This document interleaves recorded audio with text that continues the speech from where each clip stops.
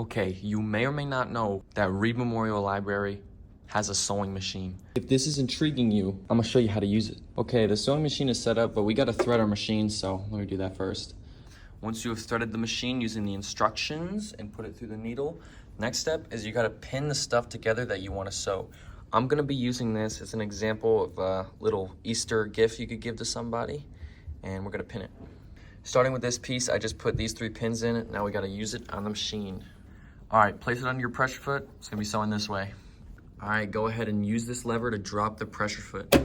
We're gonna sew forward and then turn the fabric to go this way and so on. To begin sewing, just gently press your foot on this pedal. It's not my best work, but we did it. We sewed the first part on. Next one, Happy Easter. All pinned up, let's go. Same thing as last time. All you gotta do is just hold it down, hold the pedal down, and then guide it. It's that easy. All done. This one looks a lot better than the other one. Now we're just gonna repeat that with the last 2. And just like that, it's all done.